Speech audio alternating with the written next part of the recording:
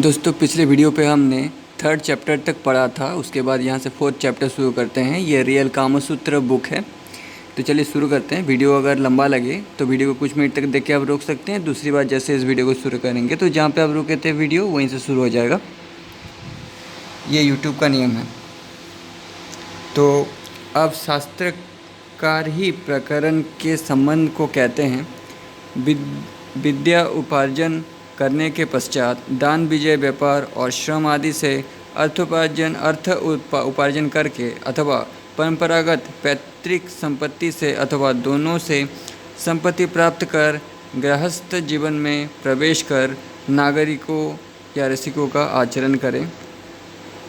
आचार्य वात्स्यायन का कथन है कि ब्रह्मचर्य पूर्व काम शास्त्र तथा तरंगभूत 64 कलाओं का अध्ययन करने के पश्चात ब्राह्मण, क्षत्रिय, वैश्य और शूद्र चारों वर्ण अपने अपने वर्ण धर्म के अनुसार दान, विजय, व्यवसाय तथा श्रम आदि के द्वारा धन का अर्जन करें अथवा परंपरा से प्राप्त पैतृक संपत्ति का संचय करें अथवा दोनों प्रकार अर्थात दान आदि के द्वारा स्वयं की कमाई और बाप दादा की कमाई संपत्ति का संचय करे। इस प्रकार अर्थोपार्जन करके विधिपूर्वक विवाह करके गृहस्थ आश्रम में प्रवेश करें और रसिक जनों के समान, नागरिक जनों के समान आचरण करें अर्थात विदग्ध जनों की भांति रहन सहन, खान पान, आमोद प्रमोद आदि की अवस्था का नागरिकों का जीवन यापन करें।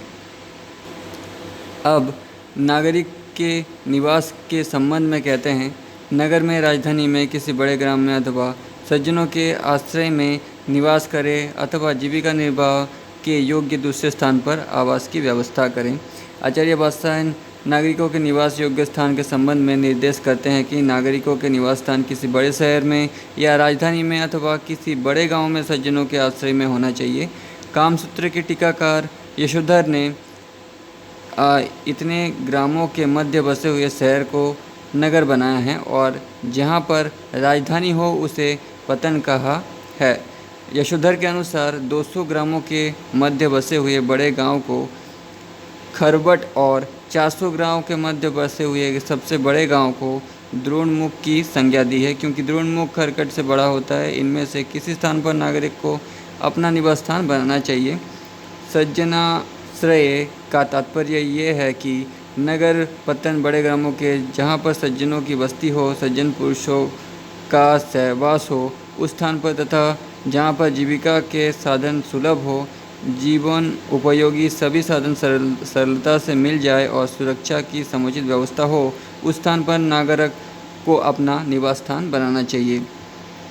वहाँ पर भी निवास स्थान घर के बिना संभव नहीं है। इस पर कहते हैं वहाँ नगर आदि में जलाशय के निकट वृक्ष वाटिका उद्यान से युक्त अलग अलग कमरों वाले 2 बासगृह बनाएं। नागरिक को चाहिए कि नगर, राजधानी तथा गांव में उस स्थान पर मकान बनाएं जहां पर जलाशय हो अर्थात नदी, सरोवर आदि के किनारे वृक्ष वाटिका उद्यान से सुशोभित नागरिक का भवन होना चाहिए।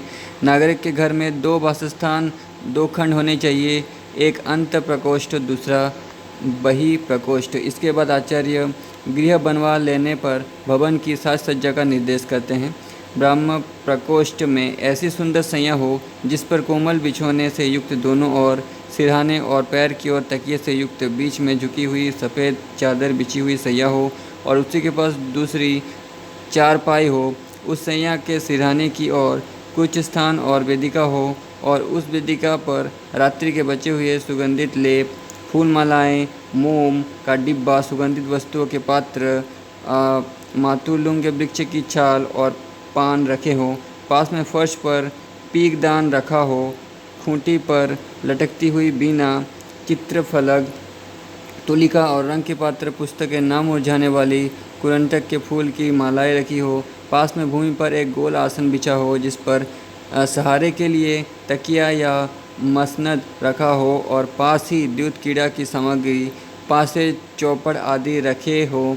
बाह्य प्रकोष्ठ के बाहर तोता, मैना आदि पालतू पक्षियों के पिंजरे टंगे हो। पास ही एकांत में मीनाकारी और बड़ेगिरी के लिए तथा अन्य प्रकार की कीड़ाओं के लिए स्थान हो। भवन के पास वृक्ष वाटिका में घनी वृक्ष शाखाओं और पुष्प लताओं से आच्छादित झूले पड़े हो और पास ही लता पुष्पों से आच्छादित वेदिका, लता मंडप हो। इस प्रकार भवन विन्यास होना चाहिए।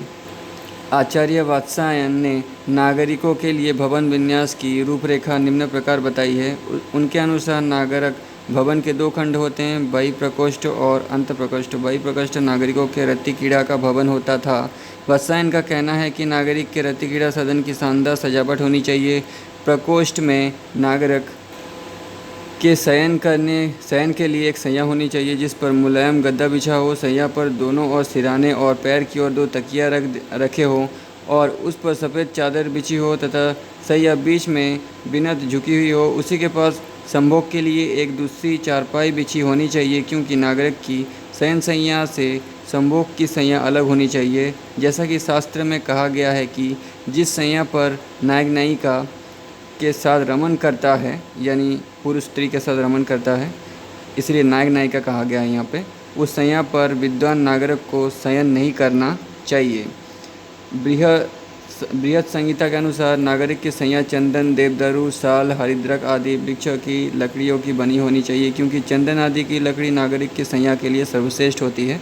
इस प्रकार शुभ लकड़ी से निर्मित एवं अलंकृत नागरिक की शैया के सिरहाने कुछ स्थान पर नागरिक के इष्ट देव की प्रतिमा या चित्र होनी चाहिए। उसी के पास शैया की ऊंचाई के बराबर एक वेदिका होनी चाहिए जिस पर रात्रि में उपभोग के लिए चंदन, केसर के लेप, फूल मालाएं, मोम की डिबिया, सुगंधित द्रव्यों से निर्मित चूर्ण, इत्र आदि के पात्र, पसीने को सुखाने के लिए पाउडर, दूषित वायु को दूर करने के लिए मातुलुंग की छाल और पान के बीड़े रखे होने चाहिए। काम को उद्दीप्त करने के लिए यानी बढ़ाने के लिए तथा राग बढ़ाने के लिए इनका उपयोग किया जाता है। उसी के पास भूमि पर पीकदान रखा होना चाहिए और ऊपर हाथी के दांत की बनी हुई खूंटी पर बिना टंगी होनी चाहिए। वहीं पर पुस्तकें, चित्रफल, तुलिका और रंग के डिब्बे तथा 9 मुरझाने वाली कुरंटक की मालाएं रखी होनी चाहिए। उसके थोड़ी दूर पर भूमि पर गोल आसन बिछा हो जिस पर दूध कीड़ा के पास से शतरंज की गोटियाँ, चौपड़ आदि रखी होनी चाहिए। नागरिक के उस शयन कक्ष के बाहर बरामदे में तोता, मैना, बुलबुल, तितिर आदि पालतू पक्षियों के पिंजरे टंगे हुए हों और पास एक कोने में पिचकारी, बड़ेगिरी और अन्य क्रीड़ाओं के लिए स्थान हो। नागरिक भवन के बाहर वृक्ष वाटिका होनी चाहिए। उसमें एक झूला हो जो वृक्ष लताओं से आच्छादित हो और पास में ही बैठने के लिए एक वेदिका बनी हो जो लता कुंजों और पुष्पलताओं से आच्छादित हो। इस प्रकार का नागरिक भवन होना चाहिए। वात्स्यायन ने बाह्य प्रकोष्ठ का वास्तविक सर्वांग एवं सजीव वर्णन किया है, किंतु अंत प्रकोष्ठ का वर्णन उन्होंने नहीं किया है। कादंबरी में अंतपुर का सजीव एवं सरस वर्णन मिलता है। विष्णु धर्मोत्तर पुराण के चित्रसूत्र प्रकरण से ज्ञात होता है कि अंतपुर में रानियों का वास होता था और चित्रकारी उनका प्रमुख मनोरंजन था। चित्रकला धर्म, अर्थ, काम और मोक्ष की साधिका समझी जाती थी, इसलिए हर नागरिक के भवन में तुलिका, रंग की डिब्बियाँ, चित्रफलक आदि चित्रकारी की सामग्री रखी होती थी। अंतपुर की रानियाँ समय समय पर चित्रकारी द्वारा मनोरंजन किया करती थी। अब नागरिक की दिनचर्या एवं रात्रिचर्या का वर्णन करते हुए आचार्य कहते हैं, नागरिक प्रातःकाल उठकर नित्य कर्म करने के बाद दांतों को साफ करके अर्थात मंजन आदि करके, उचित मात्रा में चंदन आदि का लेप करके और धूप से वासित पुष्पमाला धारण करके, मोम और आलता का प्रयोग करके दर्पण में अपना मुख देखकर सुगंधित पान को खाकर दैनिक कार्य का अनुष्ठान करें। अब शरीर के संस्कार का निरूपण करते हैं। नागरिक को प्रतिदिन स्नान करना चाहिए, दूसरे दिन तेल मालिश करनी चाहिए और तीसरे दिन साबुन लगाना चाहिए। चौथे दिन दाढ़ी, मूछ के बाल और 5वें या 10वें दिन गुप्त अंगों के बाल बनवाने चाहिए। निरंतर कपड़ों से ढकी कांकों के पसीने को पोंछना चाहिए। आचार्य वात्स्यायन नागरिक की दिनचर्या का वर्णन करते हुए कहते हैं कि नागरिक प्रातःकाल सूर्योदय के पूर्व उठकर शौच आदि दैनिक कार्यों से निवृत्त होकर दातून से दांतों को साफ करे। मुख शुद्धि के लिए दातून से दांतों को साफ करना आवश्यक है। तदनंतर शरीर में उचित मात्रा में चंदन आदि का अनुलेपन करे। आयुर्वेद शास्त्र के अनुसार चंदन, कस्तूरी, केसर आदि के साथ धूल मलाई मिलाकर अनुलेप तैयार किया जाता है। इस प्रकार का अनुलेप शरीर को देर तक सुगंधित रखता है। तत्पश्चात केशों को धूप से धूपित करें।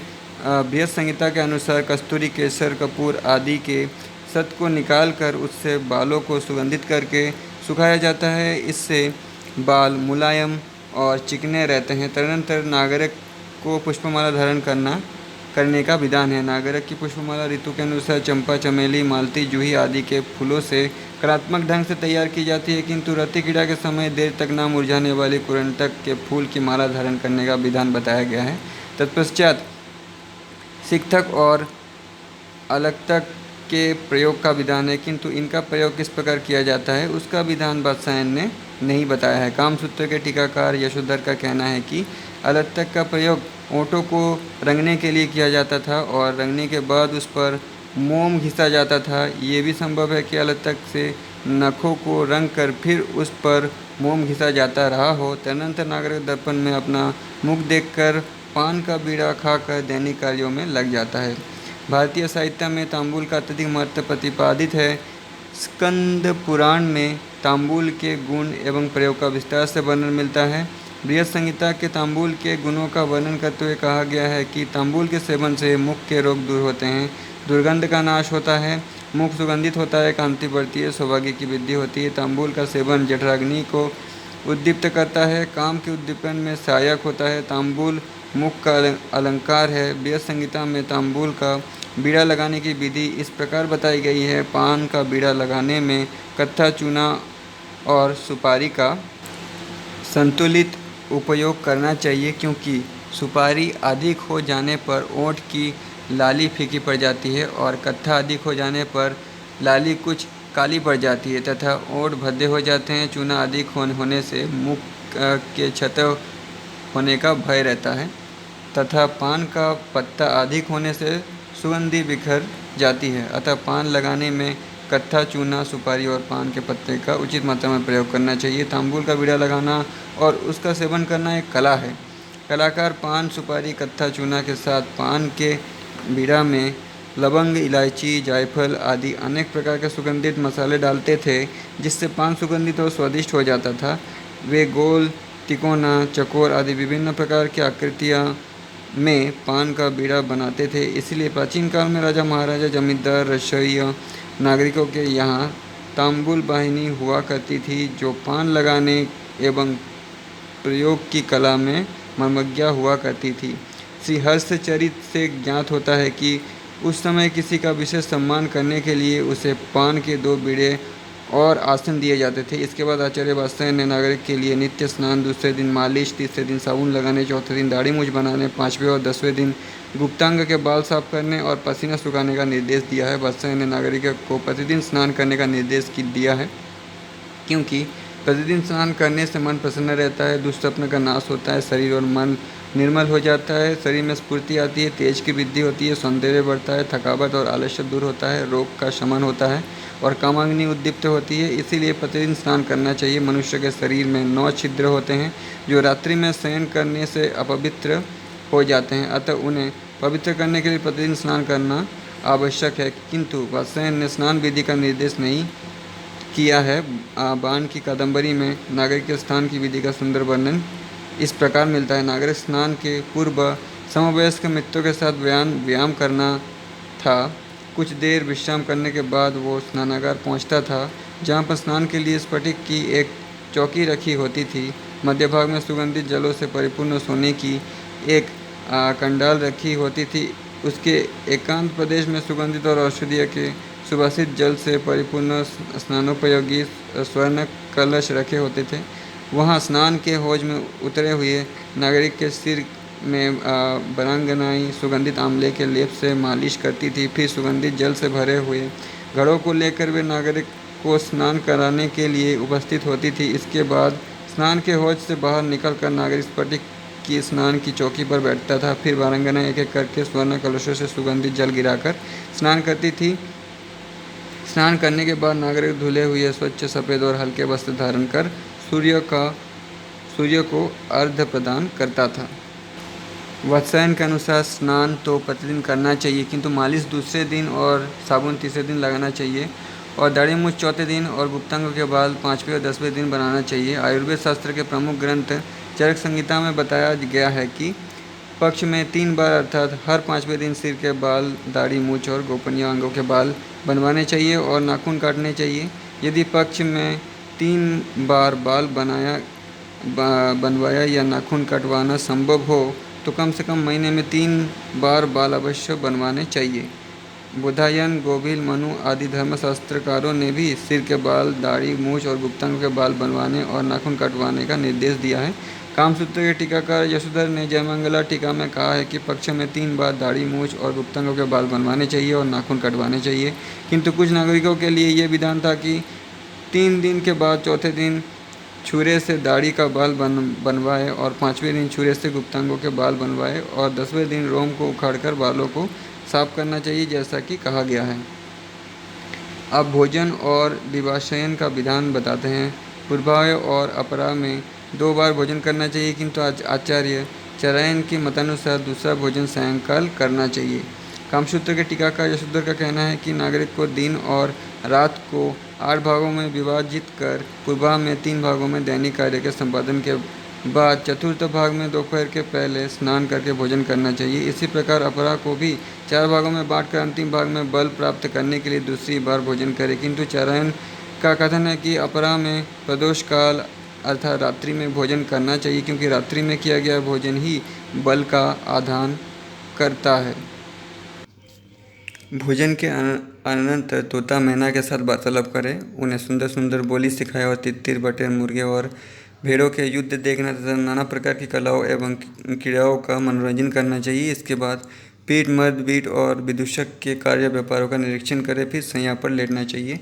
वात्स्यायन मुनि का कथन है कि दोपहर के भोजन के बाद नागरिक दिवा शैया पर लेटे हुए सुख, सारिका आदि पालतू पक्षियों के साथ मधुर बातें किया करता था, उन्हें मधुर वाणी बोलना सिखाता था, मेष, कुक्कुट, तितिर, बटेर, बुलबुल की लड़ाई देखता था और उन कलाओं और क्रीड़ाओं द्वारा मनोविनोद करता था। प्राचीन काल में तोता, मैना, कबूतर आदि पक्षी नागरिकों के विनोद के साधन थे और आश्रमों में विद्वानों और तपस्वियों के साथ शास्त्र चर्चा भी किया करते थे तथा पत्रवाहक का काम भी करते थे। शंकराचार्य दिग्विजय से ज्ञात होता है कि मंडन मिश्र के दरवाजे पर पिंजरे में स्थित तोता मैना शास्त्रार्थ किया करते थे। इस प्रकार लोक जीवन में पक्षियों का बड़ा महत्व था। अपराह्न में तीसरे प्रहर वस्त्रालंकार से सुसज्जित होकर नागरिक गोष्ठी विहारों में भाग लेता था। नागरिक की दिनचर्या का वर्णन करते हुए वात्स्यायन कहते हैं कि अपराह्न में तीसरे प्रहर नागरिक को वस्त्रालंकार से सज धज कर गोष्ठी विहार में जाना चाहिए। नागरिक के वस्त्र कैसे होने चाहिए, इसका कुछ वर्णन भरत मुनि के नाट्यशास्त्र में मिलता है। नाट्यशास्त्र के अनुसार नागरिक शोम, करपाश, कोशे और ओढ़न ये 4 प्रकार के वस्त्र पहनते थे। इसमें वृक्ष की छाल से बने हुए वस्त्र का शोम, कपास से बने हुए वस्त्र करपाश, शहतूत के कीड़ों से निकले रेशम से बने हुए वस्त्र केशय और ऊन के बने हुए ओढ़न कहलाते थे। ये चारों प्रकार के वस्त्र निबंधनीय, प्रक्षेप्य और आरोप्य 3 प्रकार के होते थे। पगड़ी आदि निबंधनीय, चोली आदि प्रक्षेप्य और उत्तरी दुपट्टा आदि आरोप्य होते थे। नागरिक के अलंकारों के संबंध में व्यास संहिता में बताया गया है कि नागरिक के अलंकार वज्र, मुक्ता, पद्मराग, मरकत, इंद्रनील, वैतुर्य, पुष्पराग, करकेनर, पुलक, रुधिराक्ष, भीष्म, स्फटिक और प्रबाल इन 13 प्रकार के रत्नों से और जमुनद, सातकोभ्य, हाटक, बेनब, श्रृंगी, सुत्ती, जातरूप, रसबिंद और आकरज इन 9 प्रकार के स्वर्ण जातियों से बनते थे। ये अलंकार 4 प्रकार के होते थे। आवेद्य, निबंधनीय, प्रक्षेप्य और आरोप्य इनमें अंग को छेद कर पहने जाने वाले अलंकार आवेद्य कहलाते थे। जैसे कुंडल, नक आदि अलंकार, अंगद, चूड़ामणि, करधनी आदि बांधकर पहने जाने वाले अलंकार निबंधनीय, अंग में डालकर पहने जाने वाले अंगूठी, कटक, बलय आदि अलंकार प्रक्षेप्य और आरोपित किए जाने वाले हार आदि अलंकार आरोप्य कहलाते थे। नागरिक इन वस्त्रालंकारों को पहनकर और सुसज्जित होकर गोष्ठी विहार में जाया करता था। वात्स्यायन के अनुसार गोष्ठी 2 तरह की होती थी। एक तो बौद्धिक और साहित्यिक गोष्ठी, जिसमें उच्च कोटि के प्रबंध नागरिक सम्मिलित होते थे। इस गोष्ठी के 7 अंग थे: विद्वान, कवि, भाट, गायक, परिहासक, इतिहासवेत्ता और पुराणविद। नृत्य, गीत, वाद, चित्र आदि कलाएं और काव्य कथा, इतिहास, पुराण, प्रहेलिका आदि इस गोष्ठी के विषय थे। और दूसरी प्रकार की गोष्ठी मंचले लोगों की होती थी, जिसमें जुआ, शस्त्रंज आदि खेल और रसिक क्रीड़ाएं होती थी। नागरिक इन गोष्ठियों द्वारा मनोरंजन किया करते थे। इसके बाद संध्या के समय नागरिक संगीत गोष्ठी में प्रवेश सम्मिलित होकर संगीत का आनंद ले। तत्पश्चात सुसज्जित तथा सुगंधित धूपादि से सुवासित वासगृह में अपने सहायकों के साथ शैया पर बैठकर प्रेमिका की प्रतीक्षा करें। विलंब होने पर उसे बुलाने के लिए दूत को भेजे और स्वयं बुलाने जाए। प्रेमिका आ जाने पर अपने मित्रों के साथ मनोहर मधुर वार्तालाप करे और सरस उपचार से उसका सम्मान करे। वर्षा के कारण यदि प्रेमिका के वस्त्र भीग गए हो और श्रृंगार विलुप्त हो गया हो तो स्वयं ही उस प्रेमिका के वस्त्र बदलकर पुनः श्रृंगार करें अथवा मित्रों से कराएं। इस प्रकार नागरिक की दिनचर्या और रात्रिचर्या समाप्त हुई।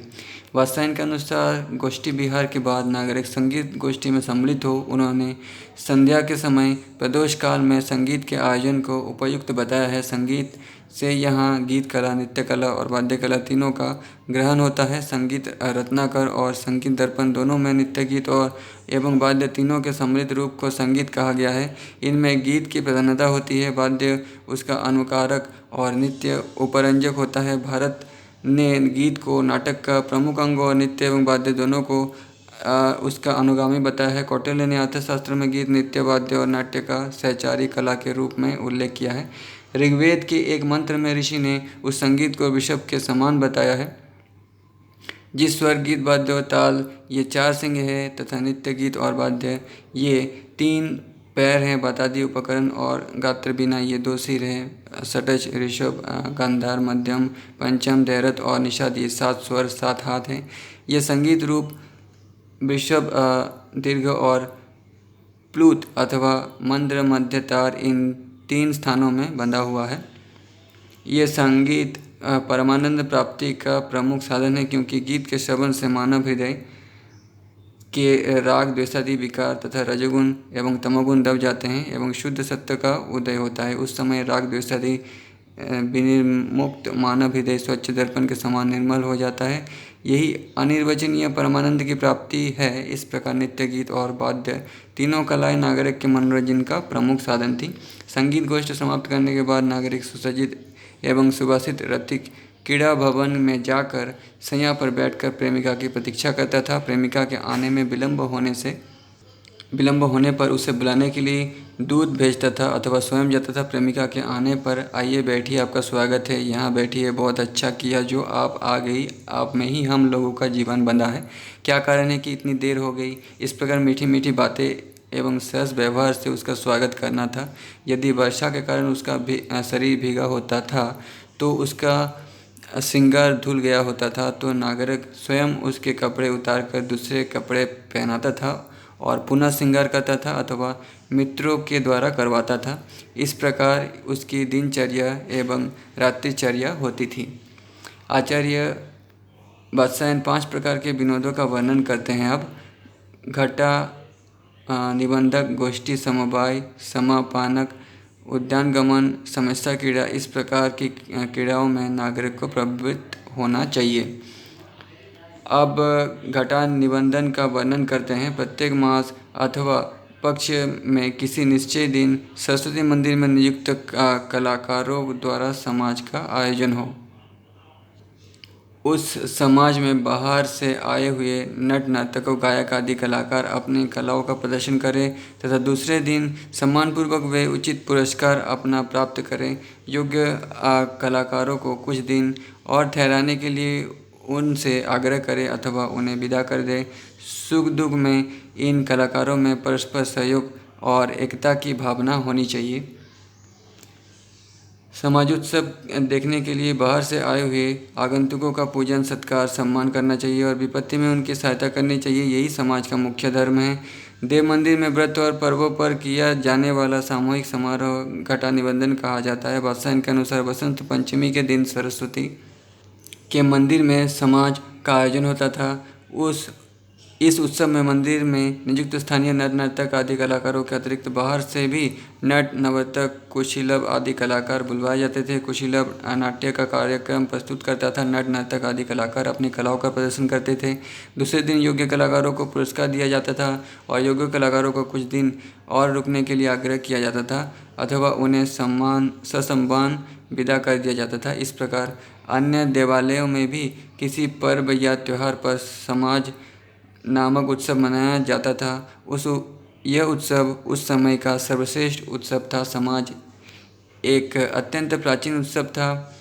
ऋग्वेद में समन नामक एक सामाजिक उत्सव का उल्लेख मिलता है। ये उत्सव मेला के रूप में आयोजित होता था, जिसमें अनेक कलाकार, नर नारी, गणिकाय, कवि, घुड़सवार, धनुर्धर आदि उपस्थित होकर अपनी अपनी कलाओं का प्रदर्शन करते थे। रात रात भर नर नारियों का सामूहिक नृत्य होता रहता था। यही ऋग्वेद कालीन समन नामक उत्सव आगे चलकर रामायण और महाभारत काल में समाज के नाम से प्रसिद्ध हुआ। रामायण में कई स्थानों पर समाज उत्सव का उल्लेख मिलता है। महाभारत के अनुसार स्वयंवर आदि शुभ अवसरों पर समाज होते थे, जिसमें नाट्य, नृत्य, गीत आदि का आयोजन होता था। महाभारत के अनुसार वारणावत में पशुपति समाज का आयोजन हुआ था, जिसमें नाट्य, नृत्य, गीत आदि का प्रदर्शन किया गया था। आप मेरे महाभारत के वीडियोस में देख सकते हैं। पुराने जो वीडियोस हैं, मैंने शुरुआत से महाभारत पर वीडियो बनाए हैं, रामायण पे भी शुरुआत से बनाए हैं। बौद्ध ग्रंथ संयुक्त निकाय में समज्जा समाज का उल्लेख है। समाज के आयोजन में विदूषक अपनी कला का प्रदर्शन कर लोगों को हंसाता था। इस प्रकार समाज एक अत्यंत लोकप्रिय सामाजिक उत्सव था। इसमें सभी वर्ग के लोग प्रसन्नता से भाग लेते थे। समाजोत्सवों में बसंतोत्सव, मदनोत्सव, काम पूजन उत्सव आदि प्रमुख थे। काम पूजन के अवसर पर जो गोष्ठियाँ होती थी उन्हें घटा निबंधक कहा जाता था। इस प्रकार सरस्वती, शिव, यक्ष, कामदेव आदि देवताओं में उन विशेष देवताओं के उद्देश्य से यथासंभव सामूहिक गोष्ठियों की व्याख्या की गई है। विमर्श वात्स्यायन मुनि के अनुसार समाज उत्सव एक सामूहिक विशिष्ट उत्सव के रूप में प्रसिद्ध था, जो मेले के रूप में मनाया जाता था, जिसमें सभी वर्ग, सभी जाति के लोग इकट्ठे होकर सरस्वती, शिव, कामदेव का पूजन करते थे और सामूहिक रूप से मनोविनोद भी किया करते थे। अब गोष्ठी समवाय का वर्णन करते हैं।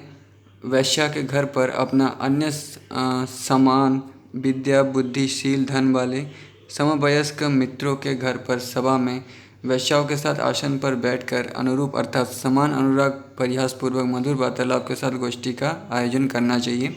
उस गोष्ठी में काव्य और कला संबंधी विषयों पर चर्चा करनी चाहिए। उस गोष्ठी में सभ्य, लोकप्रिय एवं प्रतिभा संपन्न कलाकारों का उचित सम्मान करें और आमंत्रित अतिथियों का विशेष सम्मान करें। गोष्ठी समवाय की व्याख्या करते हुए आचार्य वात्स्यायन कहते हैं कि गोष्ठी समवाय का आयोजन नागरिक को अपने घर पर अथवा वैश्या के घर पर अथवा विद्या, बुद्धि, स्वभाव, धन और अवस्था में समान किसी मित्र के घर पर करना चाहिए। इस गोष्ठी समवाय में विद्या और कला में निपुण वैश्याओं के साथ बैठकर वार्तालाप किया जाता था। साथ ही साहित्य, काव्य, समस्या, कथा, आख्यायिका, नृत्य, गीत आदि, संगीत कला एवं नाट्य कला आदि विषयों पर चर्चा की जाती थी। इस गोष्ठी में आमंत्रित लोकप्रिय एवं मध्य कलाकारों का सम्मान किया जाता था। इस प्रकार यह गोष्ठी समवाय मनोरंजन का साधन था। परस्पर एक दूसरे के घर जाकर मदिरा पान की गोष्ठी का आयोजन करें। अब अपानक की विधि का निरूपण करते हैं। वहाँ पर मधु, मरीय, सुरा और आशव आदि मदिराओं को अनेक प्रकार के लवण, फल, शाक, तिक्त, कटु, कड़वे या खट्टे मसालेदार भोजन पदार्थों के साथ वैश्य नागरिकों को पिलाएं और स्वयं पिए। वात्स्यायन ने मदिरापान गोष्ठी में समापानक कहा है। समापानक सामूहिक सुरापान की गोष्ठी थी, जिसमें नागरिक परस्पर एक दूसरे के घर जाकर मिलजुल कर मदिरापान करते थे। कामसूत्र से ज्ञात होता है कि उस समय राजभवनों में अपान गोष्ठियाँ आयोजित होती थी। इसमें वैश्याएँ भी सम्मिलित होती थी, जो रसिक नागरिकों को मदिरापान कराती थी और स्वयं भी मदिरापान करती थी। इस प्रकार की गोष्ठियों में लोग छक कर मदिरापान करते थे और वैश्या के साथ मिलकर नृत्य गायन करते हुए आनंदित होते थे। इन मद्यों यानी मदिराओं को पीते समय लोग नमकीन, शाक, फल और खट्टे, मीठे, चटपटे, मसालेदार व्यंजनों भी खाया करते थे। दश कुमार चरित से ज्ञात होता है कि विदर्भराज अवंती वर्मा ने एक अपानक गोष्ठी का आयोजन किया था, जिसमें राजा, रानी, सामंत और अनेक प्रतिष्ठित नागरिक उपस्थित हुए थे। नागानंद नाटक में इस प्रकार की गोष्ठी का आयोजन का उल्लेख मिलता है। कौटिल्य अर्थशास्त्र से ज्ञात होता है कि उस समय मद्यपान तथा मद निर्माण एवं मद्य के क्रय विक्रय पर सरकार का नियंत्रण था। उसकी व्यवस्था के लिए एक सुराध्यक्ष नियुक्त होता था, जो मदिरा के निर्माण, क्रय विक्रय तथा ठेके की व्यवस्था करता था। सुराध्यक्ष की आज्ञा से समापानक गोष्ठी, कौमुदी महोत्सव, अपानकोत्सव जैसे मनोरंजन के अवसर पर मद्य निर्माण का एवं मद्यपान किया जा सकता था, किंतु उस अवसर पर केवल श्वेत सुरा आसप, अरिष्ट तथा मेदक आदि मदिरा ही पीने की छूट थी। उस समय मुख्य रूप से मधुमेह, मेदक, प्रसन्ना, आसप और अरिष्ट, ये 6 प्रकार के मदिरा बनते थे। द्राक्षा और अंगूर के रस से बनी हुई मदिरा को मधु कहते हैं। इसके 2 नाम और हैं, कपिशायन और हारहुरक। नागरिक एवं धनिक वर्ग मधु नामक मदिरा को साफ कराकर पीते थे। मेड़ा सिंगी की छाल का क्याद बनाकर उसमें गुड़, पीपल और काली मिर्च का चूरा, कभी कभी पीपल और मिर्च की जगह त्रिफला का चूर्ण मिलाकर जो मद्य यानी मदिरा तैयार किया जाता था, उसे मेरेय मदिरा कहते हैं। एक द्रोण जल, आधा आकड़ चावल और 3 प्रस्त सूरा बीज मिलाकर जो मद्य तैयार किया जाता था, उसे मेदक सूरा कहते हैं। 12 आड़क चावल की मीठी 5 प्रस्त सूरा बीज अथवा उसकी जगह पुत्रक की छाल तथा फलों के साथ जाति संभार मिलाकर तैयार की गई मदिरा प्रसन्ना कहलाती है।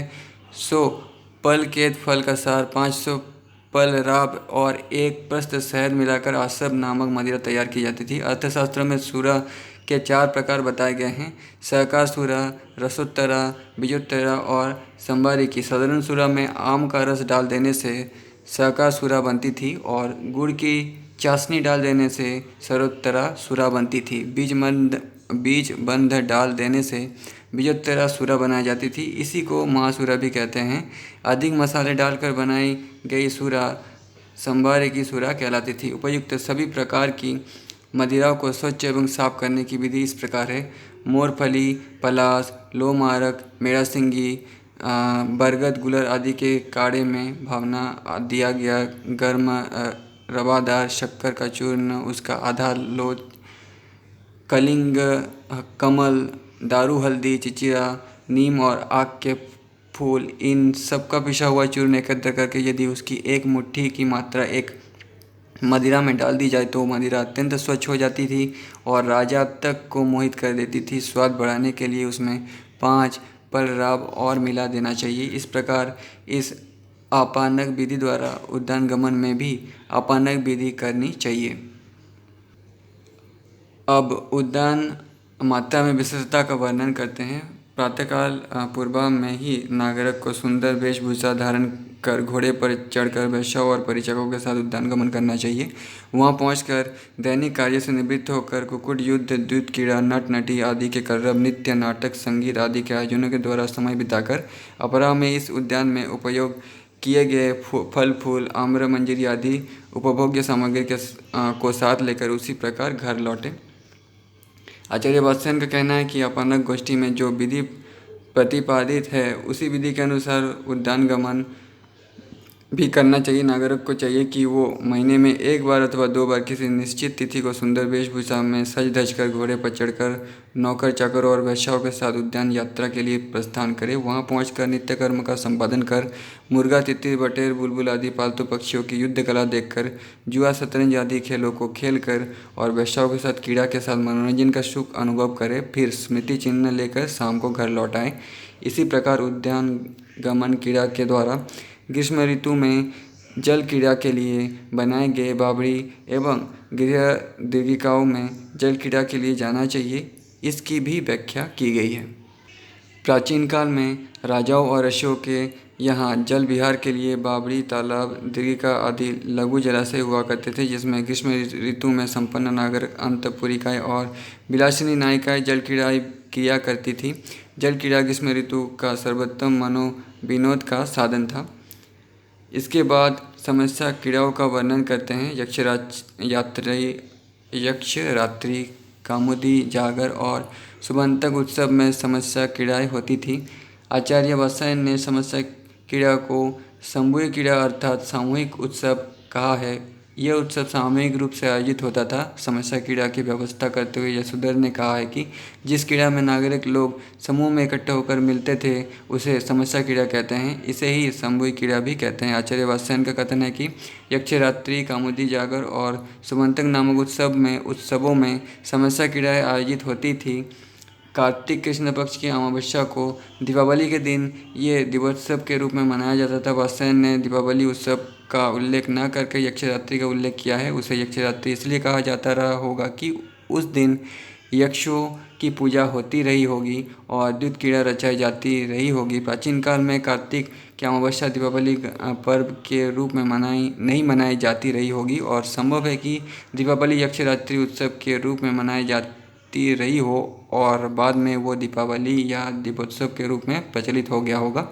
कामोदी जागर ये उत्सव कार्तिक पूर्णिमा को एक लोकोत्सव के रूप में मनाया जाता था। इसे शारदोत्सव भी कहा जाता था। शरद पूर्णिमा के दिन सभी वर्ग के लोग सज धज कर बड़े उल्लास के साथ इस उत्सव में सम्मिलित होते थे। पूरे नगर में चहल पहल होती थी। स्थान स्थान पर नृत्य गीत वाद्य नाटक के आयोजन होते थे। चारों ओर ध्वज पताका बंदरबार लगाए जाते थे। इस उत्सव में झूला दूध क्रीड़ा आदि क्रीड़ाओं का आयोजन होता था। ये उत्सव बसंतावतार के समय बनाया जाने वाला ऋतु संबंधित उत्सव था। इसे बसंतोत्सव भी कहा जाता था। कामसूत्र के टीकाकार यशोधर ने इसका मदनोत्सव के रूप में उल्लेख किया है। मात्स्य सूक्त के अनुसार इसी दिन ही वसंत का अवतरण होता था, इसलिए इसे बसंतावतार कहते हैं। इसी को वसंत पंचमी भी कहते हैं। इस दिन विलासिनी नारियां रंग बिरंगे सुवासित कपड़े पहनकर गले में कुबलय की माला और कानों में आम्रमंजरी, बालों में अशोक के फूल और वक्षस्थल पर नवमल्लिका की माला धारण करती थी। इसी दिन सरस्वती मंदिर में सरस्वती की सामूहिक पूजा होती थी और नृत्य गीत नाटक आदि का आयोजन और विविध गोष्ठियाँ होती थी। इसके बाद आचार्य वात्स्यायन मुनि अन्य क्षेत्रीय क्रीड़ाओं का वर्णन करते हैं। साकार भंजिका, आभुष्य खादिका, बीस खादिका, नवपत्रिका, उद्देक शेड़िका, पांचालन नौयान, एक शाल्मली और कदम्ब युद्ध ये महत्वपूर्ण स्थानीय एवं देसी खेल क्रीड़ाएँ लोग अपनी अपनी इच्छानुसार खेले। ये सामूहिक क्रीड़ाएँ हैं। आचार्य वात्स्यायन ने यहाँ पर बसंत ऋतु की क्रीड़ाओं का उल्लेख किया है। कामसूत्र के टीकाकार यशोधर ने इनके अतिरिक्त उद्यान क्रीड़ा, जल क्रीड़ा, पुष्पाबचयिका, नवाम्र खादनिका और आम्र तथा माधवीलता का विवाह बसंत तथा ग्रीष्म ऋतु में खेली जाने वाली इन क्रीड़ाओं का भी उल्लेख किया है। पहला सैकार भंजिका, इसे च्युत भंजिका भी कहते हैं। इस क्रीड़ा में कामिनी नायिकाएँ यानी जो काम के लिए इच्छुक नायिकाएँ यानी लड़कियाँ कामदेव की पूजा के लिए आम की मंजरी चुनती थी और पूजा के द्वारा कानों में धारण करती थी। कभी कभी पुरुष भी वनिताओं के साथ चयन का कार्य करते थे। कामसूत्र के टीकाकार साकार भंजिका को आम के फलों को तोड़ने की क्रीड़ा कहा है, किंतु सरस्वती कंठभरण में इसे आम्र मंजरी चयन की क्रीड़ा कहा है। दूसरा अभ्युस खादिका, इस क्रीड़ा में लोग कच्चे चने को भून कर खाते थे। प्राचीन काल में नागरिक मित्रों के साथ क्षेत्र यात्रा करते थे और वहाँ चने मटर को पेड़ सहित भूनकर होला बनाते थे और बड़े चाव से खाते थे। कामसूत्र टीकाकार यशोधर ने भी इसे आग में भुने हुए वृक्षों के फल को खाने की क्रीड़ा कहा है। नेक्स्ट बीस खादिका, इस क्रीड़ा में कमल के डंडलों को तोड़कर खाया जाता था। नवपत्रिका, इस क्रीड़ा में विलासिनी स्त्रियां वृक्षों के नव कमलों को चुन चुनकर आभूषण के रूप में धारण कर श्रृंगार करती थी। उद्दक शेड़िका, इस क्रीड़ा में बांस की पिचकारी में सुगंधित जल भरकर लोग आपस में एक दूसरे पर जल का छींटा डालते थे। होली पर यह मनोरंजन अब भी होता है। पांचाला नौयान, इस क्रीड़ा को साल भंजिका कहते हैं। इस क्रीड़ा में पांचाल देववासी लोग पुतलियाँ बनाकर खेलते थे और स्वांगरचना भी करते थे। इसमें एक शाल्मली, इसमें सेमर के फूलों से क्रीड़ा करते थे। कदम्ब युद्ध, इस क्रीड़ा में कदम के फूलों को एक दूसरे पर फेंक कर खेला जाता था। मदनोत्सव, इस उत्सव में चैत्र शुक्ल पक्ष चतुर्दशी को कामदेव की मूर्ति बनाकर उसकी पूजा की जाती थी। इस प्रकार सामूहिक रूप से खेली जाने वाली क्रीड़ाओं का वर्णन समाप्त हुआ। अब नागरिका के एकाकी क्रीड़ा का वर्णन करते हैं। अकेले विचरण करने वाला नागरिक एक ऐश्वर्य के सामर्थ्य के अनुसार क्रीड़ा करे। इसी प्रकार एकाकिनी गणिका और नायिका भी सखियों और नागरिकों के साथ क्रीड़ाएँ करें। इसके बाद उपनायकों का आचरण बताते हैं। शास्त्र और कला मर्मज्ञ अर्थात शास्त्रवेत्ता एवं कलाकारों के देश स्थान से आया हुआ कलाओं में विचक्षण मल्लिका, फेनिल साबुन तथा कषाय मात्र धन ही जिसके पास शेष बचा हो, ऐसा धनहीन एकाकी नागरिक सभाओं में जाकर नागरिकों और वेश्याओं के उपदेश शिक्षा देकर अपनी जीविका चलाए। इस प्रकार वो वेश्याओं का शिक्षक होने के कारण पीठ मर्द कहलाता है। पीठ मर्द नायक के समान पूज्य और नायक से गुणों में कुछ हीन होता है, वो नागरिक का सहायक होता है।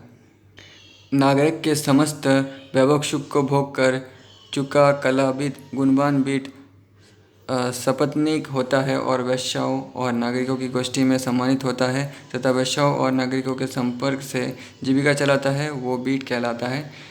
नाट्य शास्त्र के अनुसार बीट मेधावी, नृत्य गीत आदि कलाओं में निपुण, वेश्यापचार में कुशल, मधुरभाषी कवि, तर्क वितर्क में समर्थ, वाचाल और चतुर होता है। धनंजय के अनुसार बीट एक विद्या में निपुण होता है, संपूर्ण विद्याओं को प्राप्त न करने वाला अर्थात विद्या के एक क्षेत्र का ज्ञाता, केवल एक विद्या में निपुण कौतुक क्रीड़ा में कुशल, अत्यंत विश्वसनीय विदूषक कहलाता है। हास्य रस में कुशल होने के कारण वो वेहाशिक कहलाता है। विदूषक नागरिक का सहायक, सहचर एवं विश्वसनीय मित्र होता है। वो अपनी वेशभूषा एवं व्यवहार से लोगों को हंसाता है। यही वेश्या और नागरिकों, मंत्री और सांध्य विग्रहिक नियुक्त होते हैं। इन्हीं के द्वारा अर्थात पीठ मर्द, बीट, विदूषक आदि के समान कला, विदंग, भिक्षुकी, सन्यासिनी, बंध्या, विद्ध, व्यवसाय, सांध्य विग्रह होती है।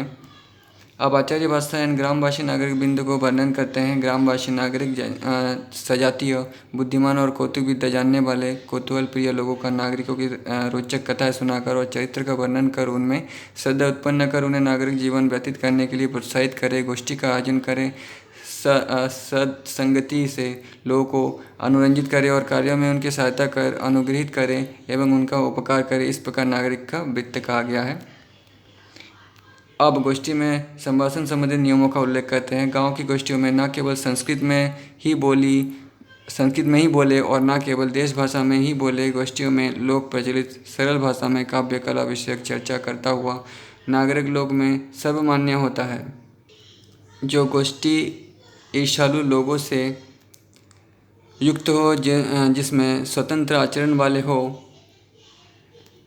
और जिस गोष्ठी में छिद्रान्वेषण करने वाले हो, इस गोष्ठी में बुद्धिमान नागरिक को नहीं जाना चाहिए।